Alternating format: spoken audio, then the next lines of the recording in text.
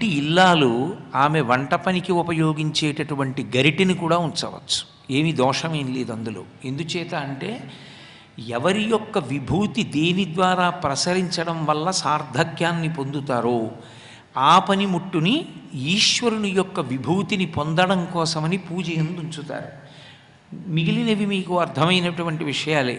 ఒక ఇల్లాలు గరిటె ఉంచడం మీకు ఆశ్చర్యంగా అనిపించవచ్చు.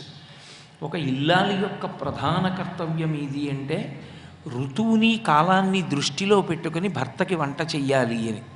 భర్తకి వంట ఇల్లాలే ఎందుకు చేస్తుంది అంటే దానికి కొన్ని ఆమెకి మాత్రమే తెలిసి ఉంటాయి. ఆయన ఇప్పుడు ఇలా భోజనం చేస్తారు, ఇది ఒక పవిత్రమైనటువంటి కాలం. ఈ కాలంలో ఆయన భోజనం చేసేటప్పుడు భగవన్నామం చెప్పుకుంటూ చేస్తారు. అందుకని నేను కూడా వంట భగవన్నామం చెప్తూ చేస్తాను. ఈ ఋతువునందు ఆయన ఆరోగ్యం నిలబడడానికి ఈ పదార్థాన్ని నేను వండాలి అని తెలుసుకుని ఉంటుంది.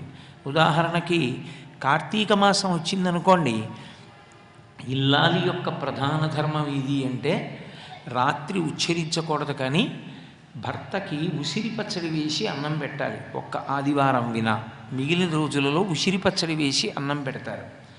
నువ్వుల నూనె దీపాన్ని సిద్ధం చేస్తుంది భర్త వెలిగించడానికి. అందుకని వంట చేయడం చేత భర్త యొక్క ఆరోగ్యాన్ని నిలబెడుతుంది. బాహ్యమునందు శరీరము యొక్క ఆరోగ్యాన్ని నిలబెట్టేది, ఆంతరమునందు భర్త మనస్సుకి శాంతి చేకూర్చగలిగినది భార్య ఒక్కతే. అందుకే ఆమెకున్నటువంటి స్థానం అనితర సాధ్యమైనటువంటి స్థానం.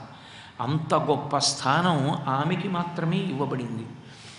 అందుచేత భర్త ఆరోగ్యానికి కారకమైనటువంటి వంట చేయగలిగినటువంటి సమర్థత ఈశ్వర విభూతిగా తన యందు ప్రచోదనం కావాలి అని తన పనిముట్టైనటువంటి గరిటెని పూజలో పెట్టి పూజ చేయడాన్ని నిషిద్ధంగా భావించలేదు.